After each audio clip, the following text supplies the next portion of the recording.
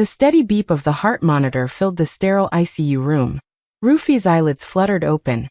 Her throat was dry, her body covered in tubes. Through the fog of medication, she heard familiar voices at the door. "It's done," her brother Fumo whispered. "You mean you really sold it?" their mother asked. "Of course. She won't even need it anymore." Rufy's heart stopped for a beat. Her apartment? The one she'd saved for years to buy? Sold?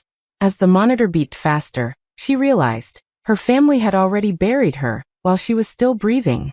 And that was the moment Rufy decided.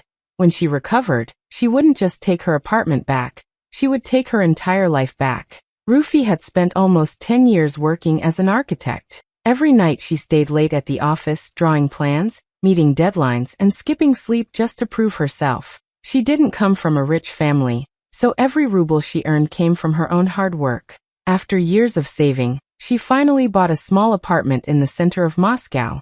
It wasn't big or fancy, but it was hers. Every corner of that apartment reminded her that she had made it on her own.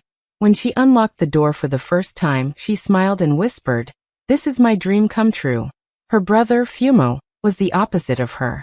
He was their mother's favorite, always praised, always excused. He called himself a businessman, but his businesses were just one failed idea after another. He borrowed money from everyone, especially from Rufy. Whenever she said no, her mother would scold her.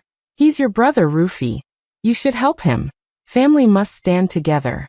Those words always made Rufy feel guilty, even though deep down she knew Fumo never helped anyone but himself. Still, Rufy tried to keep peace in the family. She sent money when she could, paid for small things, and forgave him when he didn't return what he borrowed. She believed one day he would grow up and start working seriously.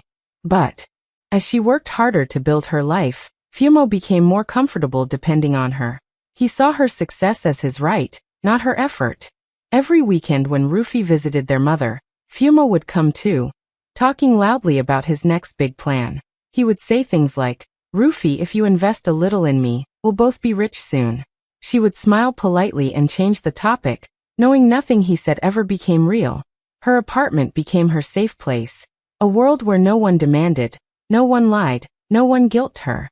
When she came home after long days, she made tea, looked out at the city lights, and felt proud. She had started with nothing, and now she had something she could truly call her own. She didn't know that the same people who smiled with her would one day see that apartment not as her dream, but as an opportunity, a thing to take when she was too weak to defend it. It was a cold winter night in Moscow, and snow was falling softly on the streets. Rufy had just finished another long day at the office. She wrapped her scarf around her neck and walked toward the bus stop, thinking about the warm tea waiting for her at home. Her body was tired, but her heart was peaceful. She loved her work, her apartment, her quiet life. But that night, everything changed in one terrible moment. As she crossed the road, a speeding car came out of nowhere. The driver had been drinking, laughing with friends, not watching the road. The lights flashed, brakes screamed, and in seconds, Rufy's body hit the ground. People ran toward her, shouting for help. Blood spread on the snow, and her phone lay broken beside her. Within minutes, an ambulance arrived, and she was rushed to the hospital.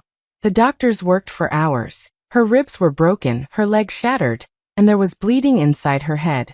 They didn't know if she would survive the night. The next morning, her family arrived at the hospital, her mother crying softly at first, and her brother, Fumo, pretending to look sad. But as they sat in the waiting room, their whispers turned cold. "Does she have insurance?" her mother asked quietly. "Yes," Fumo replied, looking at his phone. "And she has that apartment, the one in the center." Her mother nodded slowly, glancing at the doctor's report that said Rufy might not wake up again. "She worked so hard for that place," she said, but there was no emotion in her voice, only thought. Fumo smirked and said, "If she doesn't make it, at least it won't go to waste." While Rufy lay still in the ICU, machines keeping her alive, her family started talking about her future. Not with love, but with greed. They spoke about selling her apartment to cover expenses. They called lawyers, pretending to be doing the right thing. No one sat by her bed holding her hand. No one prayed for her to open her eyes. They had already accepted her death, even planned what to do with what she left behind. Days turned into weeks. Snow melted outside, but Rufy remained in a coma. Nurses cared for her, unaware that the people who visited were not grieving family, but thieves in disguise. Her body was fighting for life, but her brother was busy making deals behind her back. He thought she was gone forever, but fate had other plans, because Rufy wasn't done living yet. While Rufy lay motionless in the ICU, fighting silently for her life, her brother Fumo was busy creating lies. He visited the hospital often, not to check on her, but to collect papers from her bag and drawer, her passport, ID, property documents, and bank details. He told the nurses he was handling her affairs, and they believed him because he was family. Within days, Fumo had everything he needed to take what didn't belong to him. One morning, he walked into a lawyer's office wearing a fake look of sadness. He told the lawyer that his sister had decided to sell her apartment to pay for her hospital bills. He spoke with confidence, pretending to be a responsible brother trying to help. The lawyer asked for her signature, and without hesitation, Fumo pulled out the papers he had forged. Her handwriting looked perfect. He had practiced it many times before. The lawyer didn't question it. Everything appeared legal. Rufy's apartment, worth $300,000, was sold for only $65,000 in cash. The buyer was a businessman who thought it was a quick deal, a chance to get a luxury apartment at a low price. Fumo didn't care about the value. He only wanted fast money. When he came home holding the cash, his mother didn't ask how he got it. She already knew. She sat quietly looking at him, then said, "She would have wanted you to have something." Those words were her way of saying she wouldn't stop him. Together, they decided what to do with the money. Fumo bought himself a shiny new car, his long-time dream. He told his mother it was his reward for taking care of things. The rest of the money he kept in his account, calling it savings for the future. But that future was built on betrayal. They never once thought about how hard Rufy had worked for that apartment, or how many sleepless nights she had spent building her life. Days turned into weeks, and they continued their lives as if nothing had happened. Fumo drove around the city proudly, telling his friends he had made a smart deal. His mother smiled whenever she saw the car, saying, "At least something good came out of the tragedy." Neither of them imagined that the tragedy wasn't over, that Rufy's heart was still beating, her soul still fighting to return. They thought she would never wake up to see what they had done. But destiny was already preparing her comeback, one that would shake their world completely. 6 long weeks passed before Rufy finally opened her eyes. At first, everything looked blurry. White walls, bright lights, the quiet hum of machines around her. She tried to move, but her body refused to listen. Pain shot through her legs, her arms felt heavy, and her throat was dry. When the doctor saw her awake, he smiled and said softly, "You're very lucky. You made it through." Those words felt like a miracle. She had been close to death, yet somehow, she was still here. Her memories were scattered, but one thought came quickly, her home. The place she had worked for, dreamed of, lived for. She wanted to go back, to feel safe again. When her mother entered the room, Rufy tried to speak, her voice weak and trembling. "Mama, my apartment, is it okay?" Her mother froze for a moment, her face losing color. She looked down at her hands, unable to meet Rufy's eyes. We thought you'd never wake up," she whispered. Rufy frowned, confused. "What do you mean?" she asked softly. Then Fumo walked into the room, dressed neatly as if he had no worries in the world. He smiled, completely unaware of the storm that was about to rise. "You're awake," he said casually. "Good. I was just telling Mom that we'll take care of everything. Don't worry." Rufy's heart started racing. "What do you mean take care of everything?" she asked. Fumo crossed his arms and said it proudly, almost like he was announcing good news. "I sold your apartment. You didn't need it anymore. But don't worry, I'll find you another place once you're better." For a moment, the world went silent in her head. She stared at him, thinking maybe she had heard wrong. But the look on his face told her it was real. The apartment she had worked 10 years to buy was gone. The home that gave her strength to survive the hardest days, sold like it was nothing. She didn't cry or scream. She just lay there, tears slowly rolling down her cheeks. She realized that while she was fighting for her life, the people she trusted the most were already planning her end. Her mother said quietly, "He did it for your good, Rufy. We thought you'd never come back." But those words cut deeper than her wounds. In that moment, Rufy knew that her real recovery wouldn't be physical. It would be from the pain of betrayal.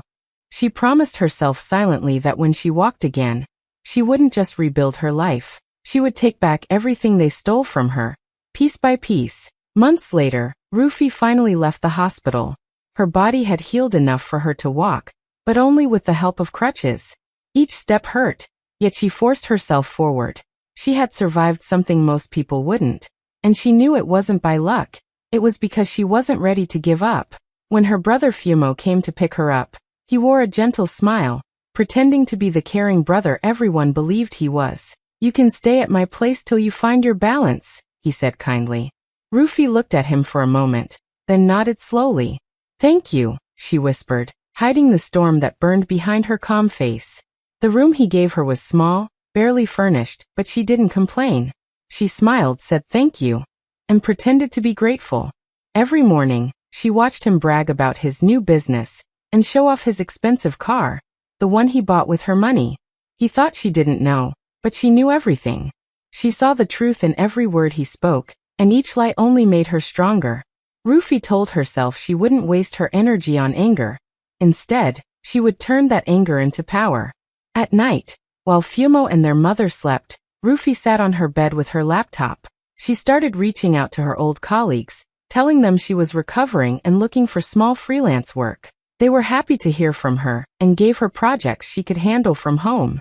Slowly, her confidence returned. Each payment she received reminded her of who she was, not a victim, but a fighter. As weeks passed, Rufy began collecting every piece of proof she could find. She visited the lawyer's office quietly and requested copies of her sale documents. The lawyer, who felt uneasy about how things had happened, gave her the papers without hesitation. When she looked at her forged signature, her hands trembled, but she didn't cry. Instead, she took a photo and saved it carefully. She also found witnesses, a clerk who saw Fumo come to the office with another man, and the buyer himself, who confessed he was told she had approved everything. Step by step, Rufy built her case, but she didn't show her hand too soon. Every smile she gave Fumo during breakfast, every polite good night, was a mask hiding her plan. He thought she was healing, but she was preparing. By the third month, she could walk again without crutches. One evening, she stood in front of the mirror, staring at her reflection, thinner, paler, but fiercer. She whispered to herself, "You took my home, but not my strength." From that night on, Rufy wasn't just recovering. She was silently planning justice, one move at a time. 3 months had passed since Rufy had moved into her brother's house. On the outside, she looked calm, quiet, gentle, still recovering. But inside her, a storm was growing stronger each day. She had learned to walk again, and with every step, her confidence returned. She acted polite around Fumo, cooked meals, smiled at their mother, and said thank you whenever they offered help. They believed she had forgiven them, that the past was behind her. But behind that calm face, she was counting every lie, every betrayal, every stolen dream.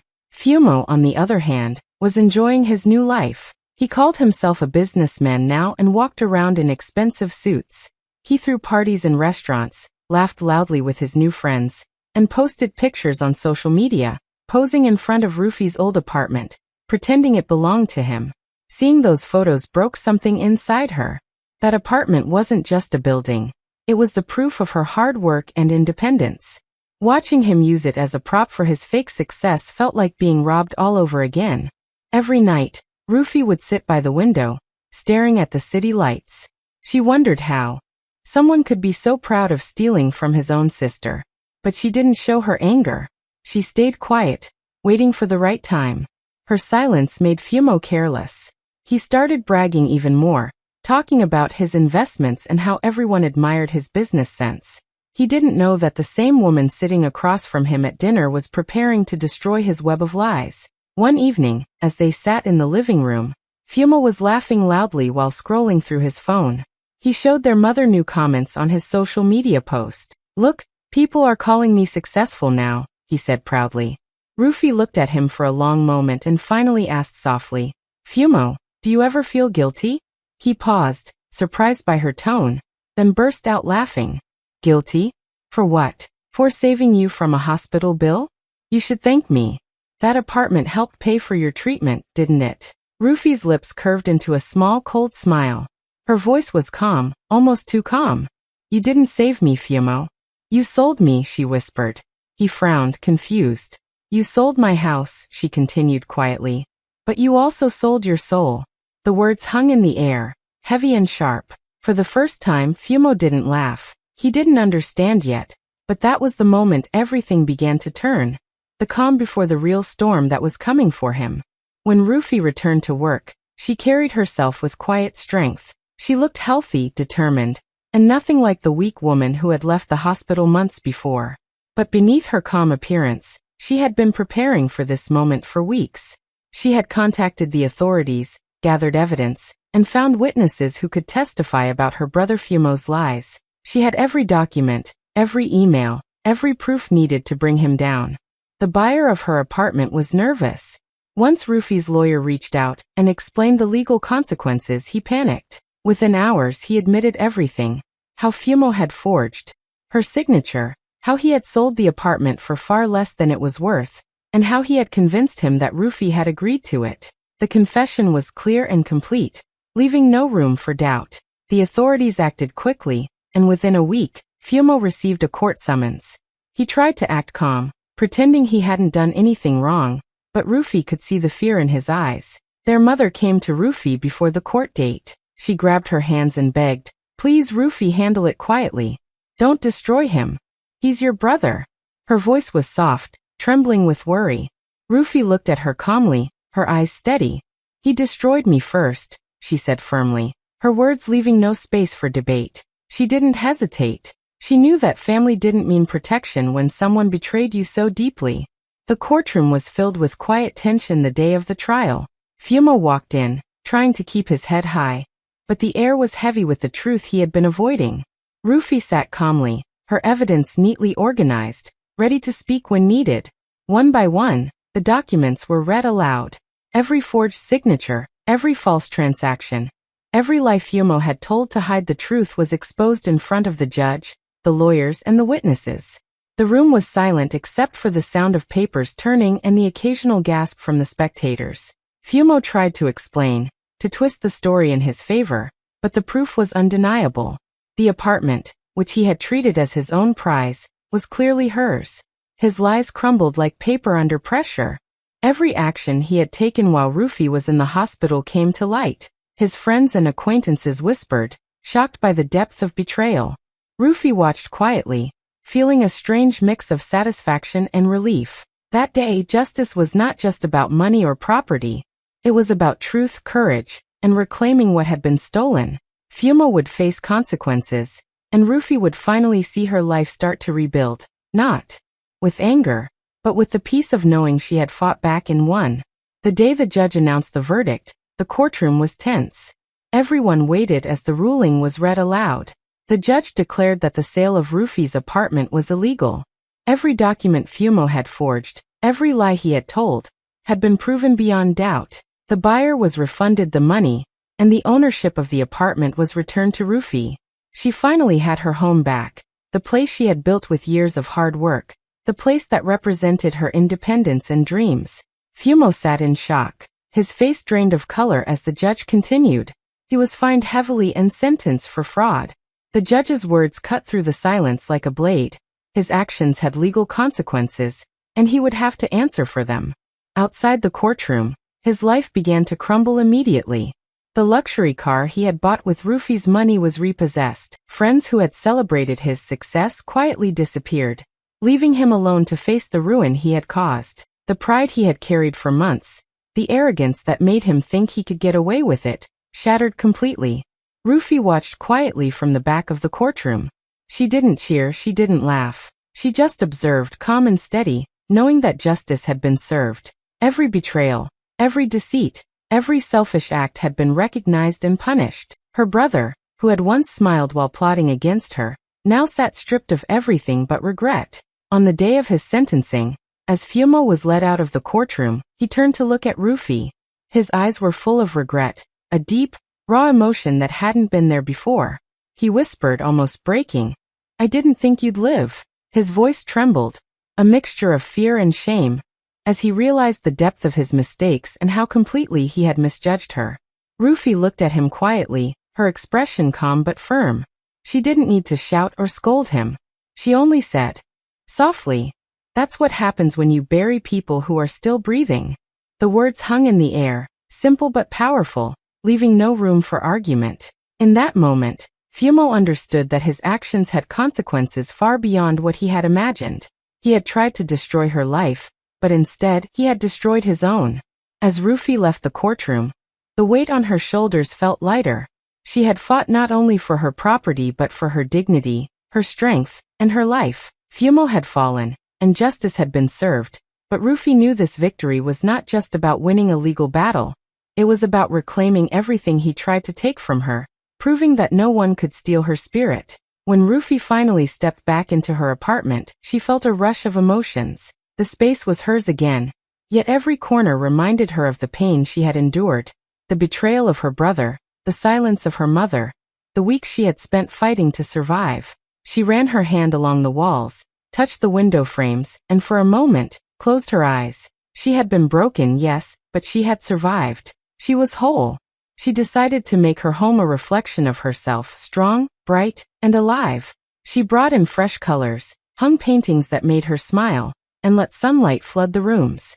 The apartment that once carried shadows now carried warmth. Every decoration, every corner, every small change she made reminded her that she had reclaimed her life, piece by piece. It was no longer just a place to live. It was a symbol of her resilience and strength. Word of her story spread quickly.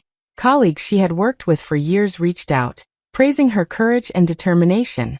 People she had never met read about what had happened to her online, calling her the woman who took back her life. Messages poured in from strangers, admiring how she had faced betrayal, survived an accident, and fought for her dreams without giving up. Each message reminded Rufy that her strength was bigger than any pain she had endured. One evening, she stood on the balcony, wrapped in a warm blanket. The city stretched before her, tall buildings, busy streets, and the skyline of Moscow that she had once thought she would never see again. Snowflakes danced in the air, and the cold wind brushed against her face, but it didn't feel cold anymore. It felt like freedom. She breathed in deeply, feeling the air fill her lungs, and let herself smile. For the first time in months, Rufy felt completely at peace. Her apartment was no longer just a building. It was a home where she had rewritten her story. Every memory of betrayal had transformed into a lesson, every tear into strength, every hardship into determination. She had fought for her life, for her home, and for her future, and she had won. As she looked at the city lights twinkling in the distance, Rufy whispered to herself, "This is mine. All of it. I survived, I fought, and I came back stronger." The skyline that had once felt distant and cold now felt like a promise. A promise that she would live on her own terms, fearless and free. In that moment, she knew the hardest battles were behind her, and the new beginning she had dreamed of was finally here. Months later, a letter arrived from Fumo. It was written in shaky handwriting, full of apologies, excuses, and pleas for forgiveness. He spoke about regret, how he hadn't imagined she would survive, and how he wished he could take back everything he had done. Rufy held the letter in her hands, reading every word slowly. Her heart remained steady. She didn't feel the urge to reply, to argue, or to give him another chance. She had learned something stronger than anger. She didn't need his approval or forgiveness to move on. Carefully, she folded the letter and placed it in a drawer. She whispered to herself, "Forgiveness doesn't mean return. It means release." She let the words settle in her mind. Forgiveness wasn't about letting Fumo back into her life. It was about freeing herself from the weight of his betrayal. She didn't need to carry his mistakes anymore.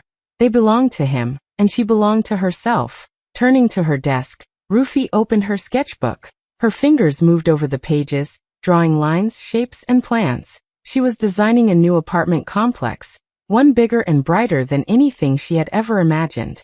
She planned to name it Second Life. The name wasn't just for the building, it was for her own story. Every detail of the design reflected hope, renewal, and strength. This was her way of creating something lasting, something that no one could take away. As she worked, Rufy felt a sense of peace she hadn't known before. The fear, the pain, and the betrayal of the past months were now transformed into energy, focus, and vision. She wasn't thinking about revenge or punishment anymore. She was building her future. Every line she drew, every plan she made, was a step toward a life she could call completely hers. Looking out the window at the city skyline, she smiled softly. Moscow had once been a place of betrayal and loss, but now it was a place of opportunity, freedom, and rebirth. She had fought, she had survived, and she had reclaimed not only her apartment but her life, her strength, and her spirit.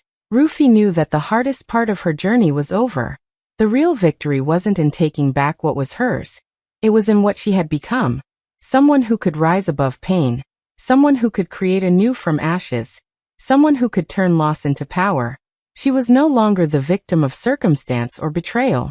She was a woman who had built a second life, not for revenge, but for herself. And in that quiet moment, surrounded by her sketches and the soft glow of the city, Rufy felt truly at home for the first time in her life.